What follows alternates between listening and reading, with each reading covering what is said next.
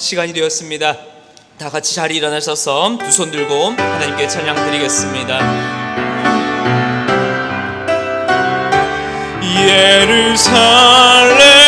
예루살렘아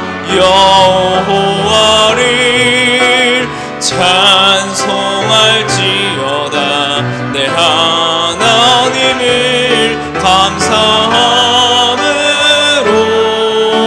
그 앞에 나가며 주 임재 앞에 경배해.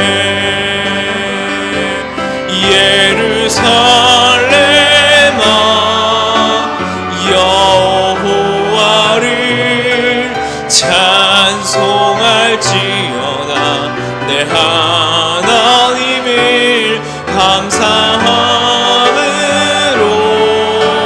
그 앞에 나가며 주 임재 앞에 경배해. 손을 내리시고 사도신경으로 우리의 신앙을 고백하겠습니다.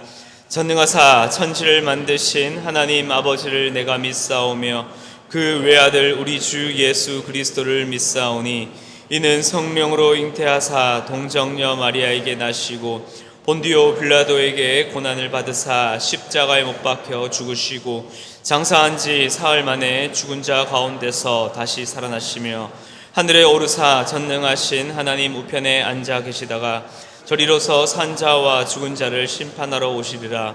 성령을 믿사오며 거룩한 공회와 성도가 서로 교통하는 것과 죄를 사하여 주시는 것과 몸이 다시 사는 것과 영원히 사는 것을 믿사옵나이다. 아멘.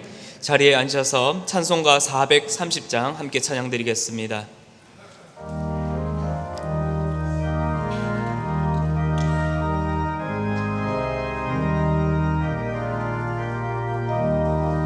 주와 같이 길 가는 것 즐거운 일 아닌가. 우리 주님 걸어가신 발자취를 밟겠네. 한 걸음 한 걸음 주 예수와 함께 날마다 날마다 우리 걸어가리. 어린아이 같은 우리 미련하고 약하나 주의 손에 이끌리어 생명길로 가겠네.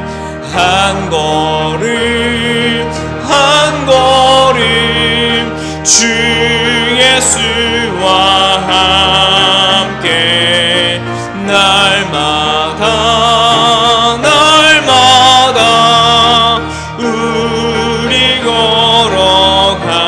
걸어가리. 꽃이 피는 들판이나 험한 골짜기라도 주가 인도하는 대로 주와 같이 가겠네. 한 걸음 한 걸음 주 예수와 함께 날마다 날마다 우리 걸어가리.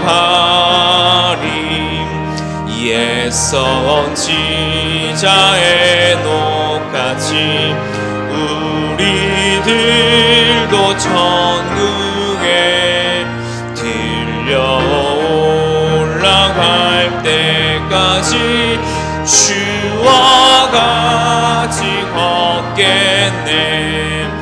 한 걸음 한 걸음 주 예수와 함께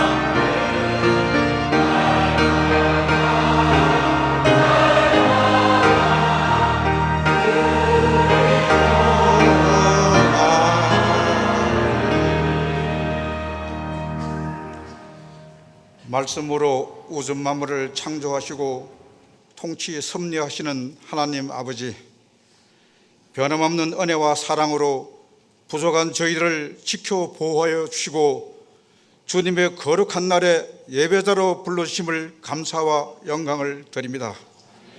우리의 생각과 언행 속에 하나님의 뜻보다 앞섰던 교만함과 연약함을 알면서도 순종하지 못하였고 믿음보다 근심을 먼저 선택했던 순간들이 많이 있음을 고백하며 회개하오니 보혜사 성령을 통해서 용서함을 받을 수 있게 하여 주옵소서. 말씀과 기도로 각종 영성훈련과 아버지 학교를 통해 말씀에 굳게 서는 교회로, 모든 공동체가 협력하여 선을 이루는 교회로, 감사 365의 생활이 끊어지지 않는 교회로 성장하는 데 역할을 다하는 우리들의 모습이 되게 하옵소서. 고난과 역경, 열악한 환경 속에서도 감사의 조건이 넘쳐나는 삶이 되게 하옵소서. 세상과 사람을 바라볼 때면은 실망과 좌절을 할 수밖에 없지만은 영원한 본향 하늘나라의 소망을 두고 소망 중에 절구하는 우리들이 되게 하옵소서. 7번째 분리개척을 준비하시는 윤시호 목사님 앞길에 하나님 동행하여 주옵소서. 이런 사역을 준비 계획하는 은혜의 동산 기독학교와 교회학교 사역자 교사 선생님들, 무더위가 계속되는 날씨 속에서도 몸과 마음, 열정, 시간, 물질을 다 바쳐 헌신하며 충성 봉사하시는 그 수고가 하늘의 보좌를 움직이게 하옵소서. 우리의 미래 세대들 세상의 가치관에 흡리지 않게 하시고 하나님을 경외하는 지혜로운 자가 되어 진로와 미래 앞에 고민하는 저들에게 믿음을 선택하여 하나님께서 준비하시고 예비하신 그 길을 걸어가게 하옵소서. 말씀을 선포하시는 담임 목사님께 성령의 능력과 권세 있는 말씀으로 잠자는 심령에 깨어지고 삶의 변화를 통해서 한 주간도 세상 속에 나가 믿음으로 승리하는 우리들이 되게 하옵소서. 찬양으로 하나님께 영광을 드리는 성가대와 오케스트라에 함께하여 주옵소서. 우리의 영원한 생명과 소망이 되시는 예수 그리스도 이름으로 감사하며 간절히 기도하옵나이다. 아멘.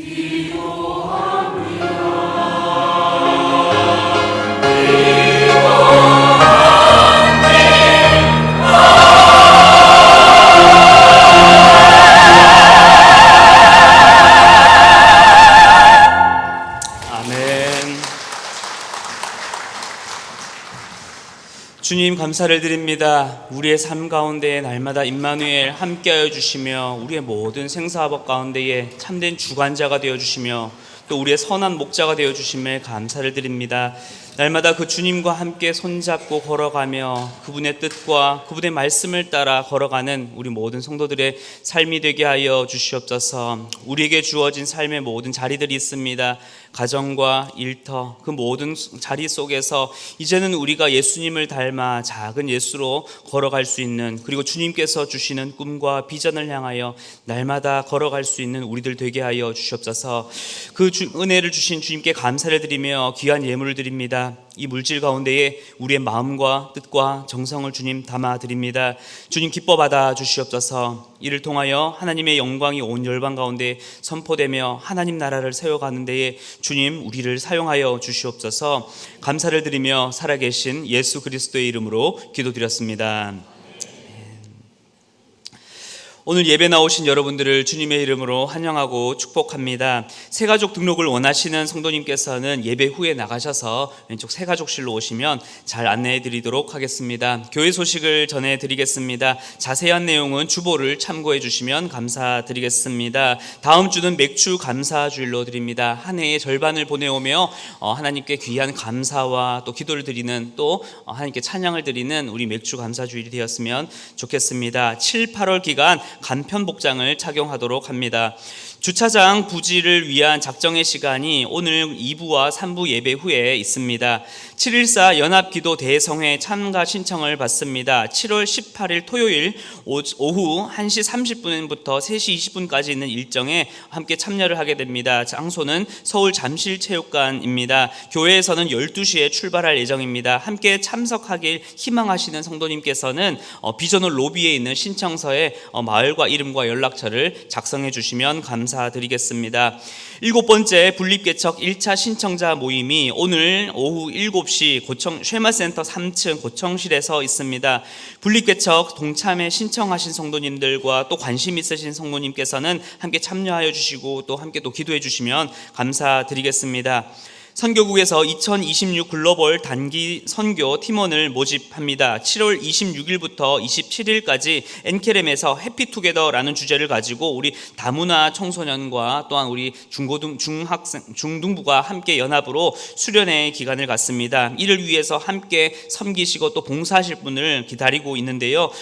문의사항은 장현진 전사님께 문의해 주시고 신청은 행정사무실로 신청서를 제출해 주시면 되겠습니다.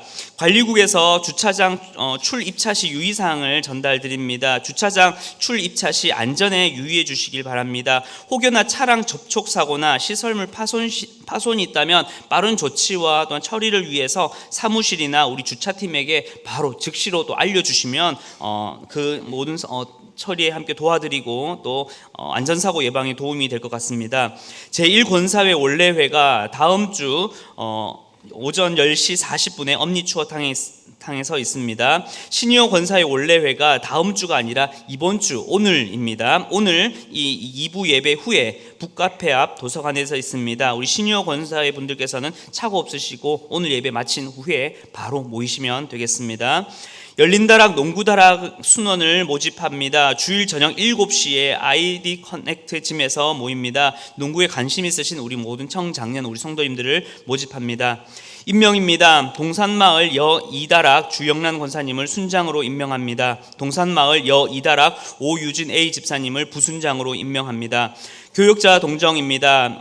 우리 교회에서 유치부로도 열심히 섬기셨던 한현희 간사님께서 오늘부로 사임하십니다.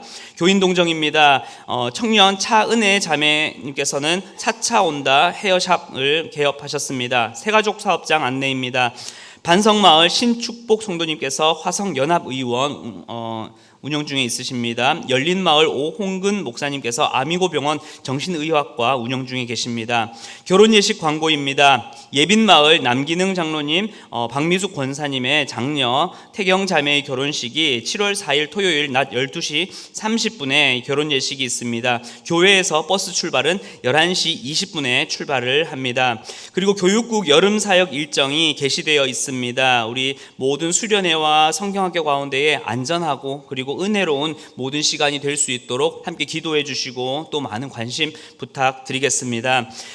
이번 주 다음 주 식당 봉사는 지구마을 소망마을입니다. 다음 주 청소 봉사는 축복마을입니다. 이제 하나님의 말씀을 함께 찾도록 하겠습니다. 오늘 말씀은 창세기 26장 1절부터 11절까지 말씀입니다. 구약성경 35쪽입니다. 창세기 26장 1절부터 11절까지 말씀을 저와 함께 교독하여서 읽도록 하겠습니다. 아브라함 때에 첫 흉년이 들었더니 그 땅에 또 흉년이 들매 이삭이 그랄로 가서 블레셋 왕 아비멜렉에게 이르렀더니 여호와께서 이삭에게 나타나 이르시되 애굽으로 내려가지 말고 내가 내게 지시하는 땅에 거주하라.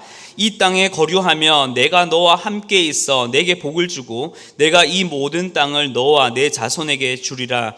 내가 내 아버지 아브라함에게 맹세한 것을 이루어 내 자손을 하늘의 별과 같이 번성하게 하며 이 모든 땅을 내 자손에게 주리니 내 자손으로 말미암아 천하 만민이 복을 받으리라. 이는 아브라함이 내 말을 순종하고 내 명령과 내 계명과 내 율례와 내 법도를 지켰음이라 하시니라.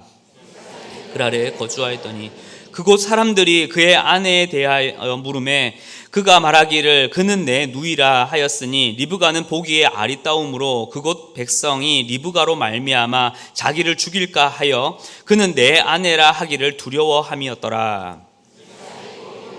거주하였더니 이삭이 그 아내 리브가를 꾀하는 것을 블레셋 왕 아비멜렉이 창으로 내다본지라. 이에 아비멜렉이 이삭을 불러 이르되 그가 분명히 내 아내거늘 어찌 내 누이라 하였느냐. 이삭이 그에게 대답하되 내 생각에 그로 말미암아 내가 죽게 될까 두려워하였음이로라. 아비멜렉이 이르되 내가 어찌 우리에게 이렇게 행하였느냐. 백성 중 하나가 내 아내와 동침할 뻔하였도다. 내가 죄를 우리에게 함께 읽겠습니다. 아비멜렉이 이에 모든 백성에게 명하여 이르되 이 사람이나 그의 아내를 범하는 자는 죽이리라 하였더라. 아멘. 담임 목사님 나오셔서 내가 너와 함께 하리라 라는 제목으로 말씀 전해 주시겠습니다.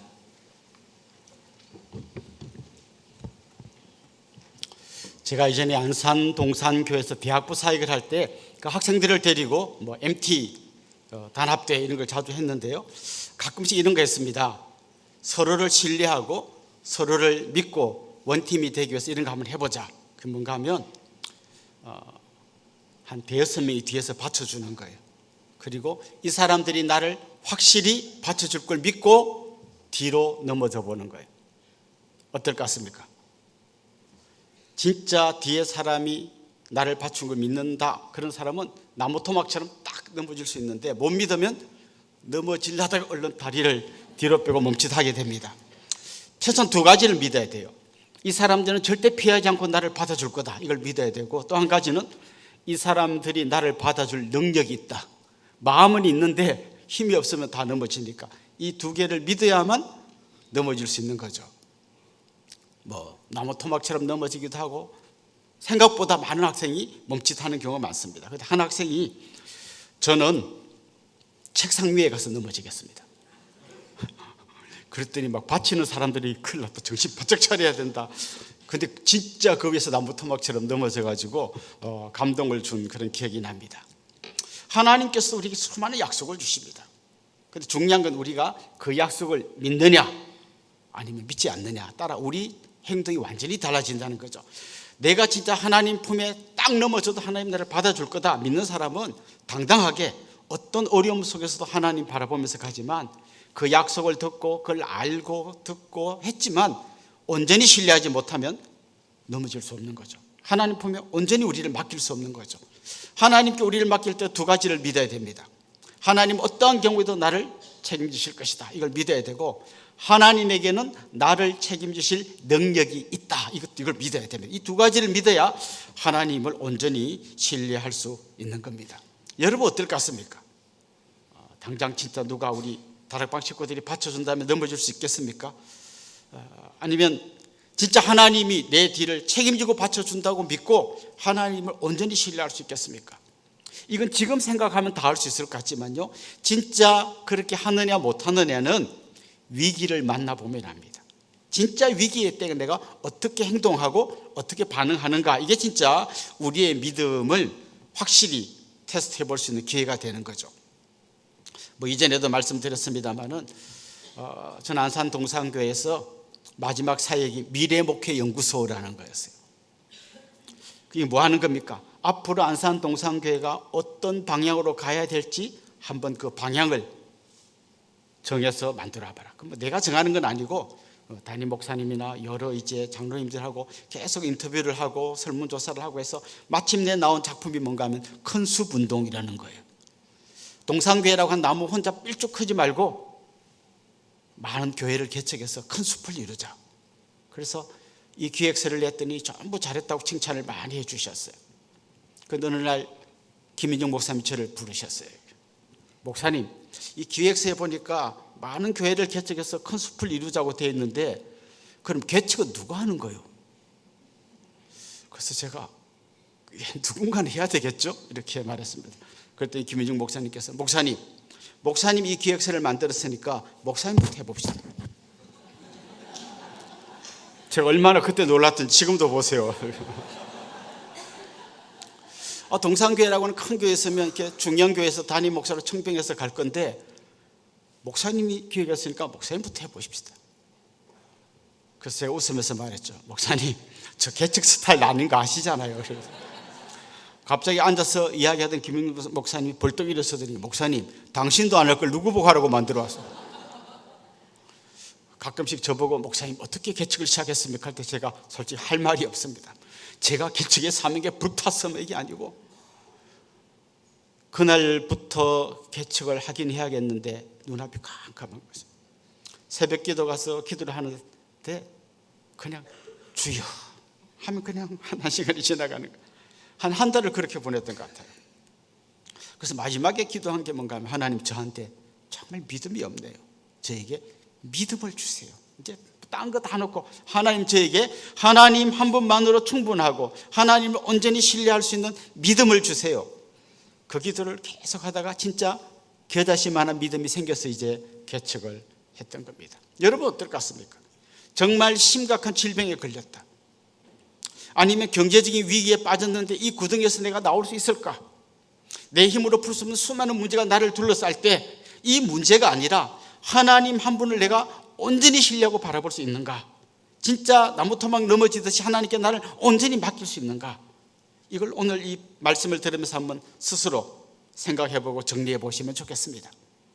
오늘 본문에 나온 이삭이 있습니다. 이삭은 정말 자기의 삶의 위기가 찾아왔을 때 어떻게 이 문제를 해결해 갔을까 한번 보면 좋겠는데요. 오늘 본문에 보면 이삭이 살던 그때 흉년이 찾아왔습니다. 그런데 이 흉년을 어떻게 설명하는가 하면 아브라함 때 있었던 흉년 이렇게 말합니다. 그러니까 그냥 약간 흉년이 아니라 몇십 년 만에 찾아온 그때 뭐 요즘으로 말하면 IMF 때처럼 힘들었다 이런 것처럼 아브라함 때 있었던 흉년이 다시 이삭 때에 찾아오게 된 겁니다. 이삭은 그 당시 브엘세바라는 곳에 살고 있었는데요. 오늘 본문에 보면 그랄 땅으로 남서쪽으로 한 35km, 40km 정도 내려갑니다. 그 왜 내려갔는가는 오늘 문맥을 잘 보면 그가 가려고 했던 땅은 어딘가 하면 애굽이에요. 애굽은 나일강이 있고 거기는 흉년이 와도 비교적 풍요로운 삶을 사는 곳이니까 애굽으로 내려가려고 내려가다가 그랄 땅까지 와서 이 그랄 땅이 애굽으로 가는 길목이에요. 이제 여기 지나서 좀 더 내려가면 이제 애굽으로 가는 거죠. 그래서 그랄 땅까지 내려왔는데 하나님께서 이삭에게 말씀하셨어요.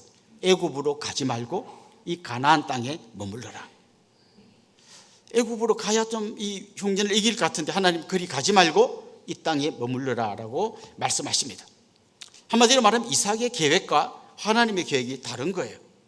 하나님이 못 가게 말리십니다. 대신에 하나님이 그의 약속을 주십니다. 어떤 약속을 주는지 우리 3, 4절 같이 한번 읽어봅시다. 이 땅에 거류하면 내가 너와 함께 있어 내게 복을 주고 내가 이 모든 땅을 너와 내 자손에게 주리라.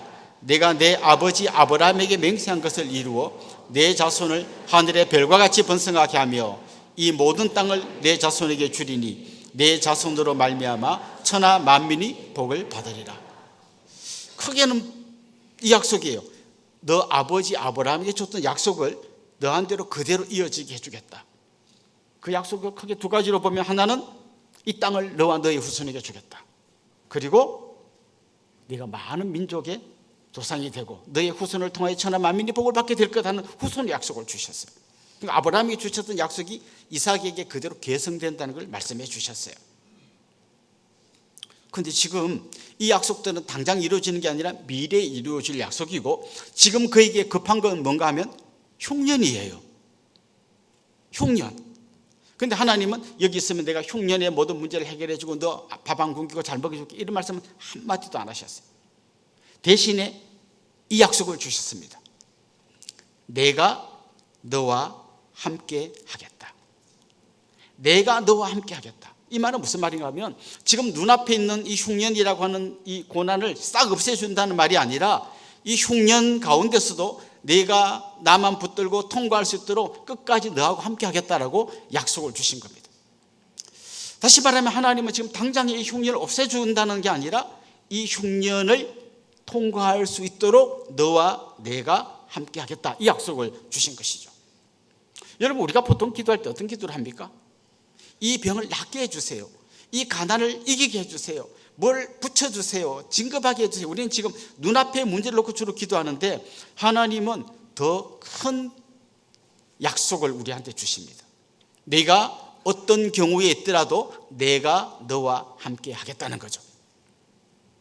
왜 하나님이 이런 약속을 주실까요?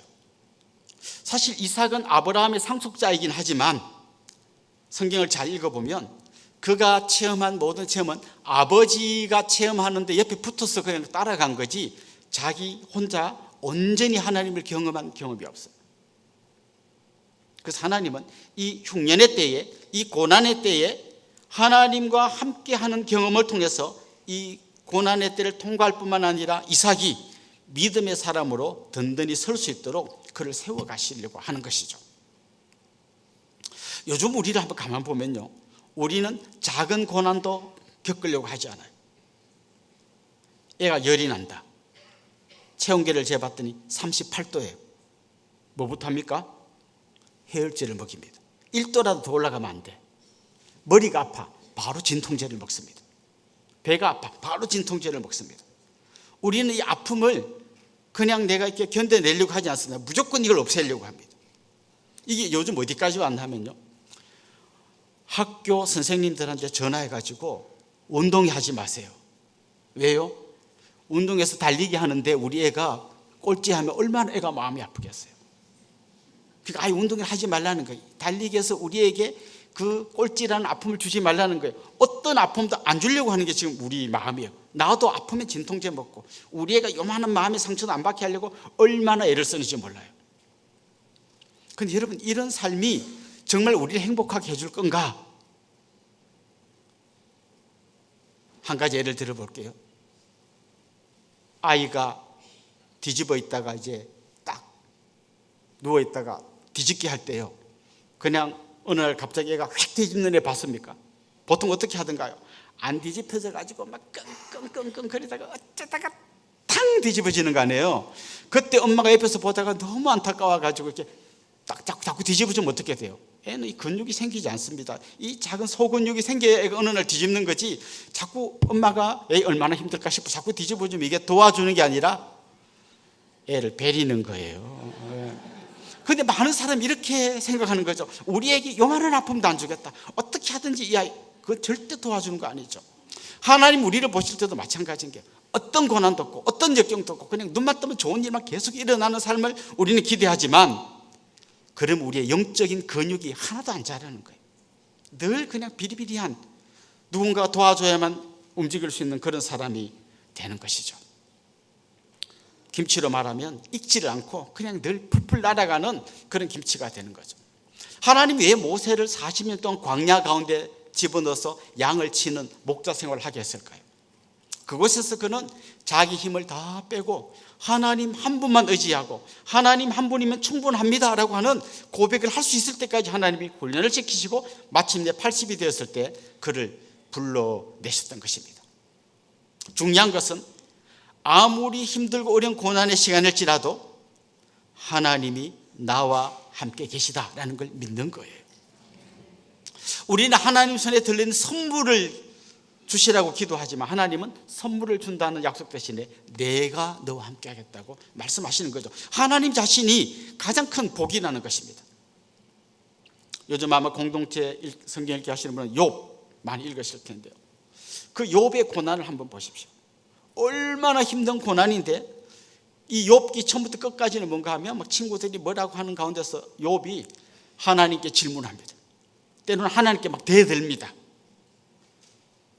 그런데 중요한 건 뭔가 하면 끝까지 하나님 앞에 머물러 있다는 거예요.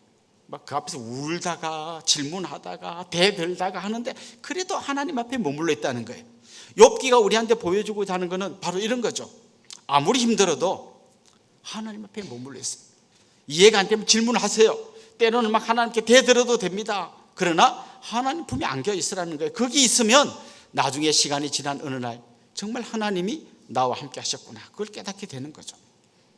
욥기 23장에 보면 욥이 이야기합니다. 하나님이 내 곁에 계신 건 내가 알겠어요. 그건 나 믿어요. 그런데 안 보여요. 꼭 없는 것 같아요. 이렇게 이야기합니다. 그런데 욥기 마지막 42장에 가면 그가 이렇게 말합니다. 내가 죽게 대하여 귀로 듣기만 하였사오나 이제는 눈으로 주를 배옵나이다. 이건 많은 이 고난의 시간을 통과한 다음에 정말 믿음의 놀라운 진보를 이루어낸 다음에 그가 이런 고백을 했던 거죠. 그렇습니다. 하나님은 우리 눈이 안 보여도 내가 잘 어떨 때는 안 계신 것처럼 느껴져도 분명히 계십니다. 중요한 건 내가 그 하나님을 온전히 믿느냐 안 믿느냐 이겁니다. 힘드십니까?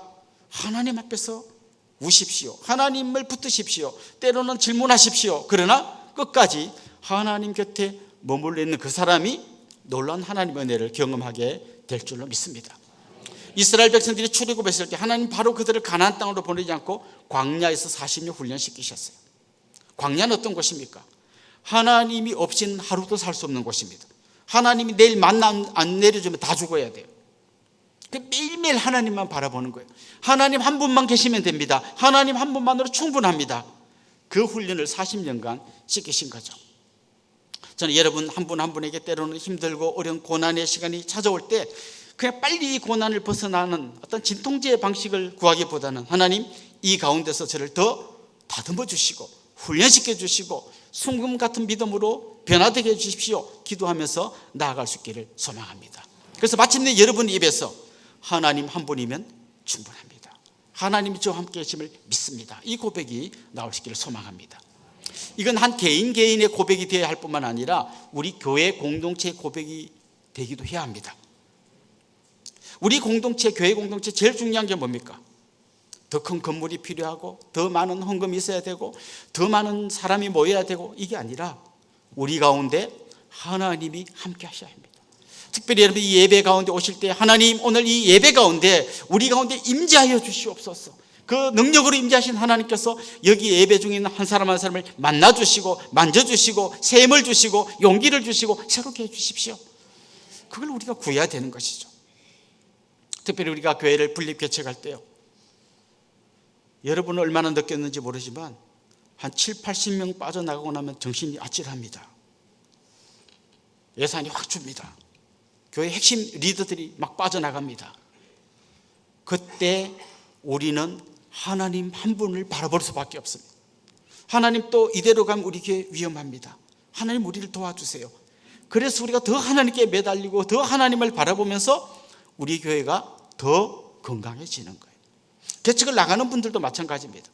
우리 몇 사람 나가가지고 제대로 교회를 세울까? 그때 하나님 한 분만 바라보고 하나님께만 매달리는 거예요. 그럴 때 나간 분들도 복된 분이 되고 남아있는 분들도 복된 분이 되는 것입니다. 끊임없이 우리가 구해야 될 건 뭡니까? 하나님 한 분만 의지하고 하나님 한 분만으로 충분한 그런 믿음 생활을 하게 해주십시오. 이걸 우리가 기도해야 되는 거죠.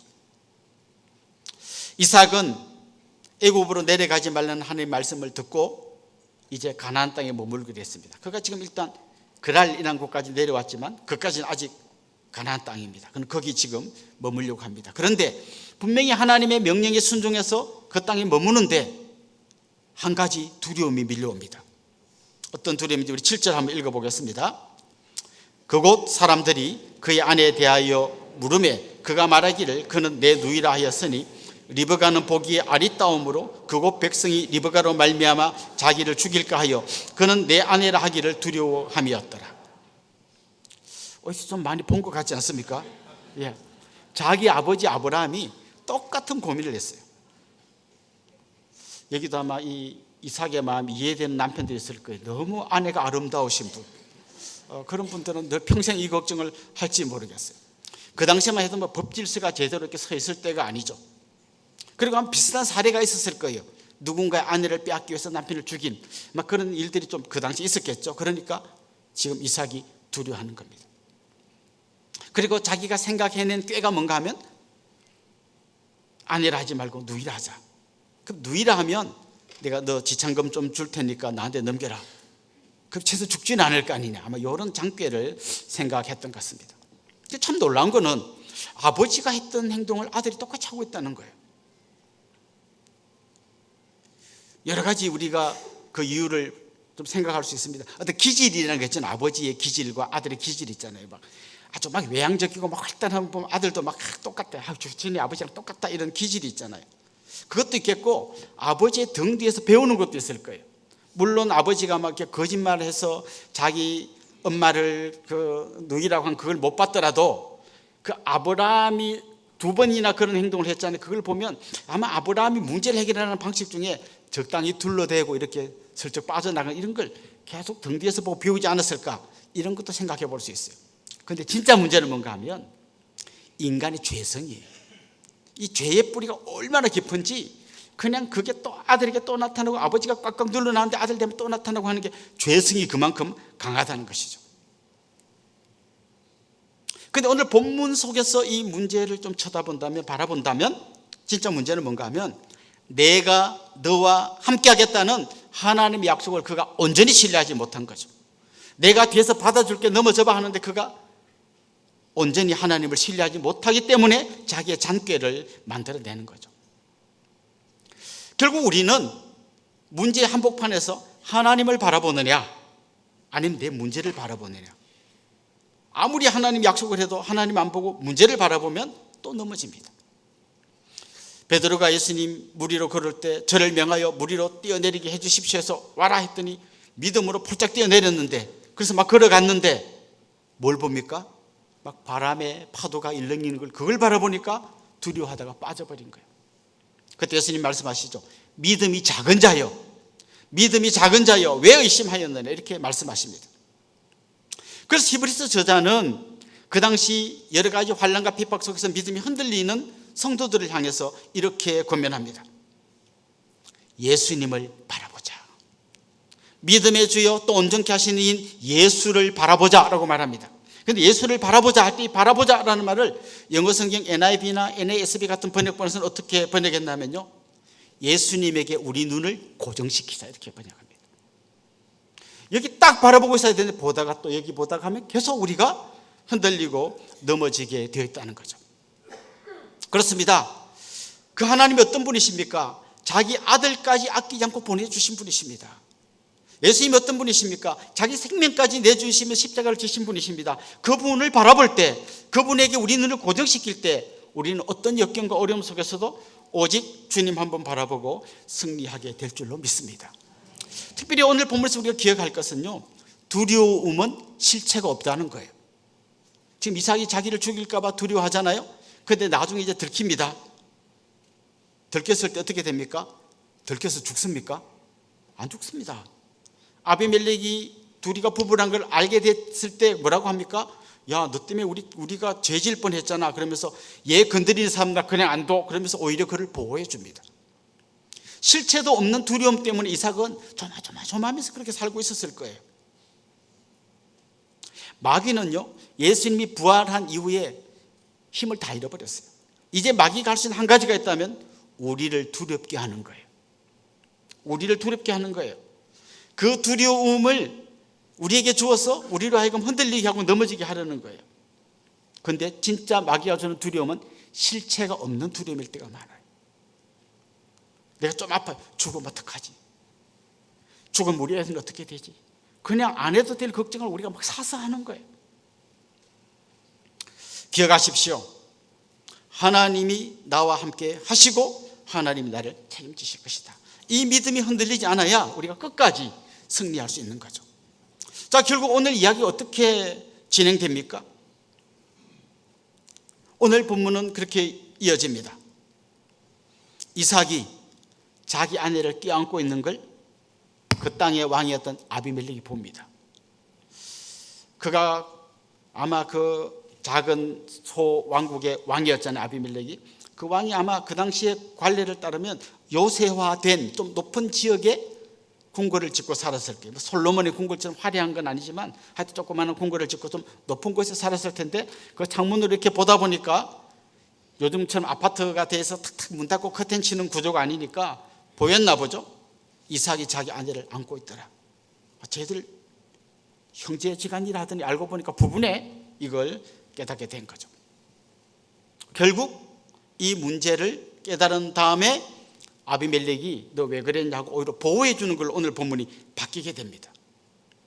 사실 오늘 본문의 이 이야기는 우연처럼 보여요. 어쩌다가 창문으로 봤더니 하필 그때 껴안고 있더라 본 것 같지만 우리가 앞에서 많이 살펴본 것처럼 하나님의 시간표에는 우연이라는 게 없습니다. 하나님은 때로는 꿈에 나타나서 강력하게 말씀하기도 하지만 때로는 자연스러운 인간의 삶 속에 마치 우연처럼 보이는 일을 통해서 하나님이 일하십니다. 결국 오늘 본문을 통해서 우리에게 알려주는 게 뭔가 하면요, 아버지의 죄를 아들이 똑같이 지을 만큼 죄의 심각성이 얼마나 엄청난 걸 알려주지만 하나님의 은혜는 이 심각한 죄의 문제를 덮고도 남을 만큼 크다는 거예요. 결국 은혜가 죄를 이긴다라는 것을 오늘 본문이 보여주는 것입니다. 여러분 일상 속에 정말 생각지도 못했던 이런 일이 일어나고 저런 일이 일어나고 누구를 만나게 되고 만난 것 때문에 또 이런 일이 일어나는 걸 아마 여러분 많이 경험해 보셨을 거예요.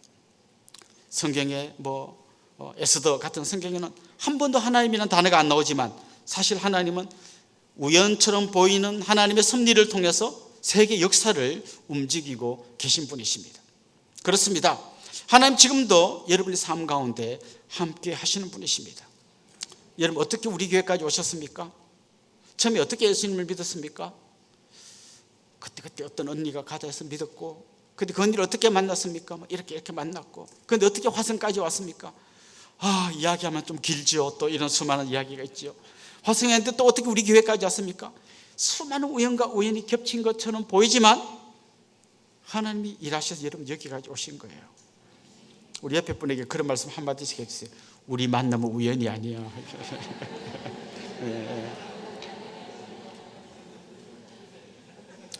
이 창세기에 4명의 족장이 나옵니다. 아브라함, 이삭, 야곱, 요셉이 나오는데요, 이분들이 공통점이 있습니다. 하나님이 그들과 함께 하셨다는 거예요.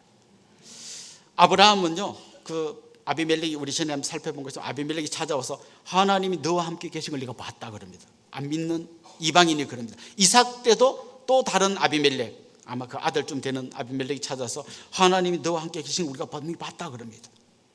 야곱이 그 아버지에게 거짓말해서 축복기도 받고 형이 자기 죽이려니까 도망가다가 창세기 28장에 보면요, 그가 베델에서 잠들었다가 하나님을 만납니다. 하나님 이렇게 말씀하십니다. 내가 어디로 가든지 내가 너와 함께 하겠다. 함께 하겠다는 거예요.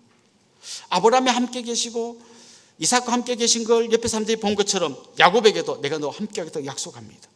요셉이 나중에 보디발의 집에 팔려갔을 때 보디발이 가만 보니까 하나님이 쟤하고 함께 하는구나 이걸 봤다 그랬어요.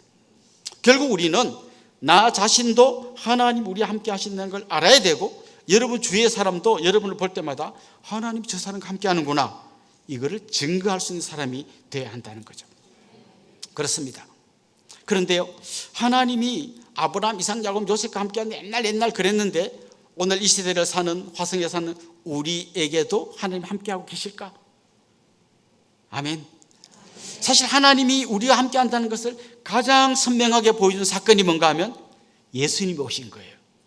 마태복음 1장 23절에 보면 이런 말씀이 나옵니다. 보라, 처녀가 잉태하여 아들을 낳을 것이요 그 이름은 임마누엘이라 하리라 하셨으니 이를 번역한 즉 하나님이 우리와 함께 계시다 함이라.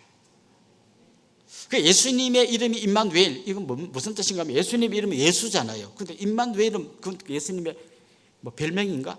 사실 이름이라는 말은 이런 거죠. 예수님이 그런 분이라는 거죠. 하나님이 우리와 함께 하심을 가장 생생하게 보여주신 분이 예수님이라는 거죠. 그렇습니다. 예수님은 우리와 함께 하기 위해서 이 땅에 오셨습니다. 오셔서 절대 함께 하고 싶어 하지 않는 사람들까지 만나 주셨어요. 병든 사람, 나병 환자, 세리, 창녀, 손가락질 받는 죄인들을 다 만나 주시고 그들의 친구가 되어 주셨습니다. 주님은 우리와 함께 하시고자 하는 마음이 있을 뿐만 아니라 우리와 함께 하시고 우리 문제를 해결할 능력을 갖고 계십니다. 특별히 주님 우리의 문제를 피상적으로 보는 게 아니라 이 문제의 뿌리에 죄와 죽음이 있다는 걸 보셨습니다. 그리고 이 문제를 해결하기 위해서 십자가까지 지신 분이 바로 우리 예수님이십니다. 그렇습니다. 하나님은 아브라함, 이삭과 함께 하셨던 것처럼 우리와 함께 하십니다. 우리와 함께 하심을 가장 선명하게 보여준 것이 바로 임마누엘, 자기 아들 예수님 우리에게 보여주신 것입니다. 죄가 아무리 강력해도 하나님은 더 큰 은혜로 그 문제를 덮어내십니다. 죄는 절대 승리하지 못합니다. 마침내 주님의 은혜가 승리하게 될 것입니다. 우리에게 중요한 건 뭡니까? 그 주님 손을 잡고 끝까지 일어서는 것입니다. 혹시 여러분 삶 가운데 두려움이 찾아올 때마다 이렇게 스스로에게 말씀하십시오. 두려워하지 말자. 하나님이 나와 함께 계신다. 이 믿음으로 승리하는 여러분들 되시기를 주님의 이름으로 축원합니다. 우리 같이 한번 찬양하고 기도하도록 하겠습니다. 오 신실하신 주, 이 찬양 같이 한번 하겠습니다.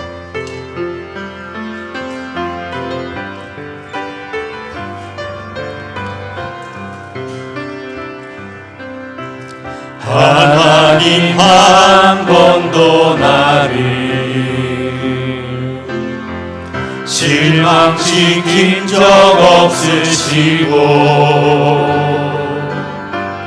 언제나 공평과 은혜로 나를 지키셨네. 지나온 모든 세월들 지나온 모든 세월들 돌아보아도 그 어느 것 하나 주의 손길 안 미친 것 전혀 없네. 오 신실하신 주, 오 신실하신 주, 오 신실하신 주, 내 너를 버리지도 않으리라. 내 너를 버리지도 않으리라. 약속하셨던 주님,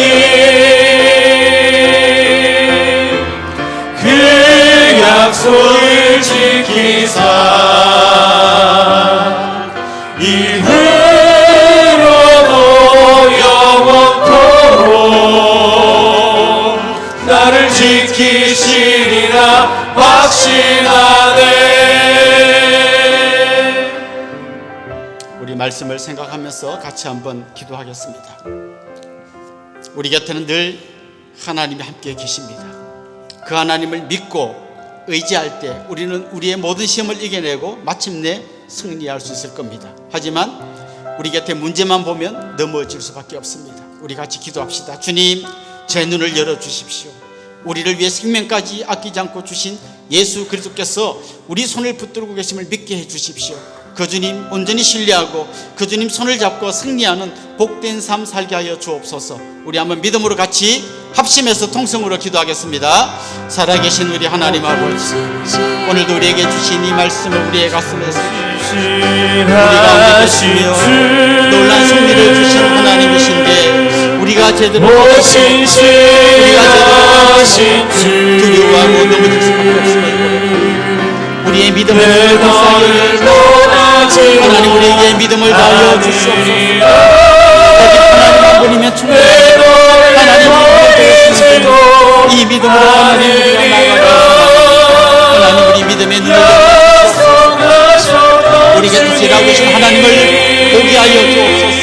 하나님 아무리 힘들고 어려워도 하나님 앞에 무리하여 주시옵소서. 하나님 한 분이면 하나님 하나님께서 우리 손에 붙들고 우리를 위하여 자기 아들까지 주신 것을 믿고 의지하며 신뢰하며 달려갈 수 있도록 하나님 믿음을 다하여 주시옵소서.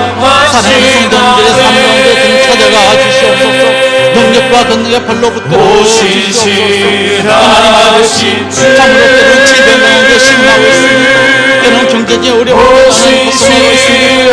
스스로 내 힘으로는 도저히 여기서 빠져나올 수 없을 것 같은 그 절망의 무덤에서 신음하며 하나님 아버지, 하늘 문을 열어주시옵소서. 놀라운 주의 응답으로 역사하여 주옵소서. 주님 아버지를 믿고 의지하며 당신의 살아갈 수 있는 믿음의 사람들을 든든히 세워 주시옵소서. 사랑하는 신령들의 삶의 중에서 역사하시는 하나님을 간절하며 그 하나님을 의지하며 믿음을 세우고 믿음의 사람들로 든든히 세워 주시옵소서. 하나님 오늘 이 아침에도 우리의 삶을 찾아주시고 그들의 손을 잡아주시고 눈물을 닦아주시고 새 힘을 목소리처럼 날같이 올라가 하나님 아버지, 우리의 눈을 열어 주옵소서. 하나님 우리 곁에 계시며 능력과 권능의 팔로 우리를 붙들고 계심을 믿음의 눈으로 보게 하여 주옵소서. 당장 고난을 피하기보다 이 고난 가운데서 끝까지 우리 손을 놓지 않으시는 하나님을 붙들고 마침내 승리하는 믿음의 사람들이 되게 하여 주옵소서. 감사하고 예수님의 이름으로 기도드립니다. 아멘. 이제 저를 잠깐 주목해 주시면 좋겠습니다. 같이 좀 환영하고 또 축복하면 좋겠는데요. 지난주가 생일이었던 분 한번 손 들어 볼까요? 예, 장로님 한번 일어나시죠. 또 계십니까? 지난주가 생일이었던 분. 예, 우리 집사님 감사합니다. 권사님 감사합니다. 또요, 지난주가 결혼 기념일이셨던 분, 그런 분도 한번. 예, 두 손을 번쩍 드셨네. 같이 일어나시죠. 예, 권사님. 또요, 혹시 우리에게 처음 오신 분, 등록하기를 원하는 분, 그런 분들도 우리 같이 좀 환영하면 좋겠습니다. 용기를 내서 한번 손을 들어 보실까요? 예, 감사합니다. 예, 오늘 또 우리가 좀 축복하고 싶은 분이 있는데요. 우리 유치부에서 사역하시던 한현희 간사님이 결혼했습니다. 그래서 이제 7월달 되면 그 남편이 중의원 하시는 분 돼서 중국으로 떠나가시겠어. 오늘 아마 이 예배는 마지막으로 드릴 것 같아요. 한번 간사님도 한번 일어나시죠. 예. 우리 이분들 주님의 이름으로 환영하고 또 축복하도록 하겠습니다. 아주 먼 옛날 같이 하겠습니다.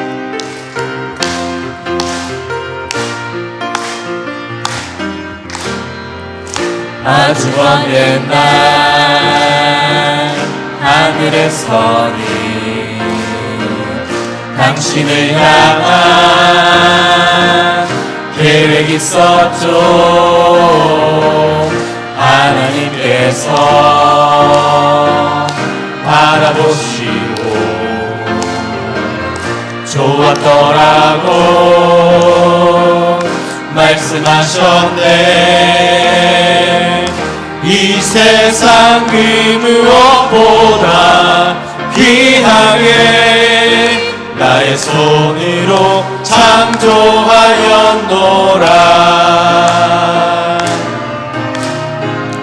내가 너로 인하여 기뻐하노라. 내가 너를 사랑하노라. 사랑합니다. 축복합니다. 사랑해요.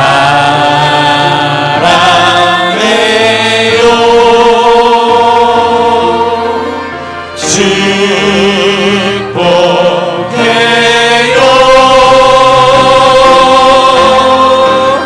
당신의 마음에 우리의 사랑을 모아드립시다. 사랑을 드려요. 사랑합니다. 축복합니다. 우리 옆에 분들, 앞뒤 분들하고 한번 인사해 볼까요? 주님의 이름으로 사랑하고 축복합니다. 여러분, 주보 안에 삽지로 들어있는 주차장 부지 헌금 작성서라는 거 한번 잠깐만 보시면 제가 좀 설명드리면 좋을 것 같습니다. 사실 우리 교회는 교회를 계속 확장하기보다는 좀 분립 개척하고 현재 우리 사이즈를 계속 유지하자, 이게 우리 교회의 큰 기조인데요. 지금 큰 문제 중에 한 가지는 이 주차장 문제가 있습니다. 예배 중에 저 다른 상가에 대놓은 주차 빼달라고 막 수시로 연락이 오고 목소리가 높아지고 우리가 지역 주민들에게 많은 피해를 주고 있는 이 문제를 어떻게든 좀 해결해야 되는데, 아마 우리 오시다 본 분이 있는지 모르겠는데 우리 교회 바로 옆에 그 거의 허물어지기 직전인 그 방앗간 자리가 있습니다. 거기가 지금 나와서 우리가 그 주차장 부지를 지난번 공동회의 때 보고 드린 대로 구입하게 됐습니다.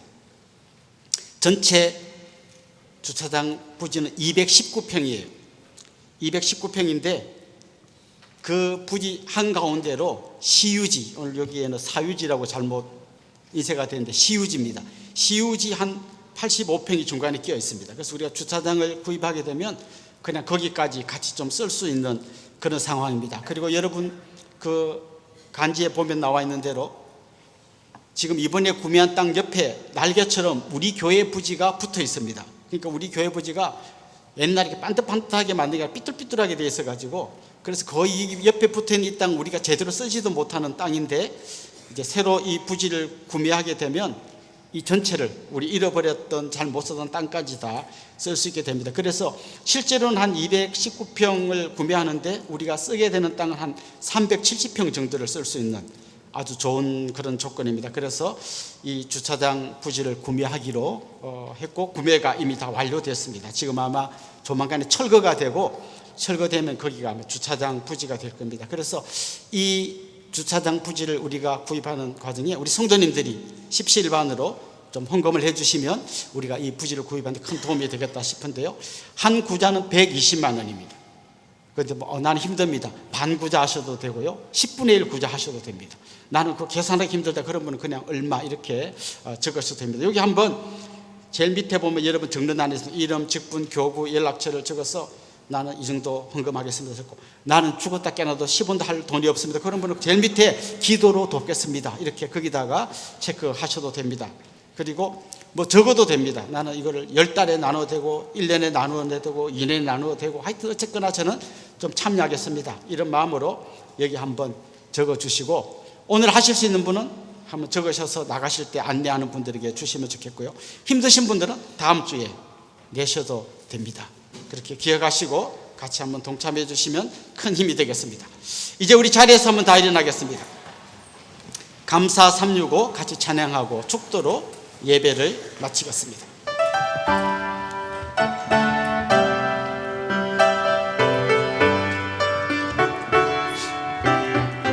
오늘 우리를 이곳에 두신 특별한 하나님 계획 함께 하심에 그 무엇도 감사로 고백해요.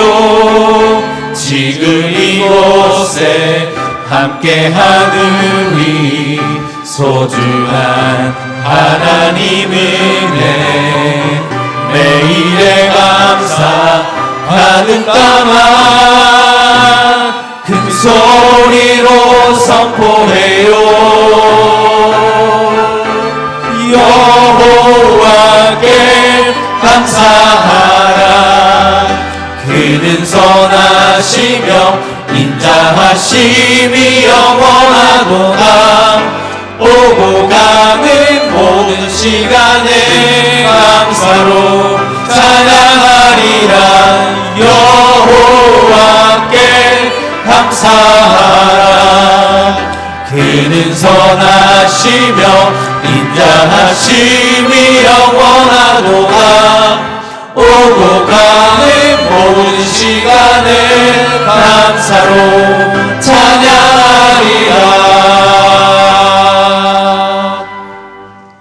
우리 주 예수 그리스도의 은혜와 하나님 우리 아버지의 극진하신 사랑과 성령님의 감화, 감동, 위로, 교통, 충만하심이 사랑하는 주님의 백성들과 그 가정 위에 이제로부터 영원토록 함께 있을지어다. 아멘.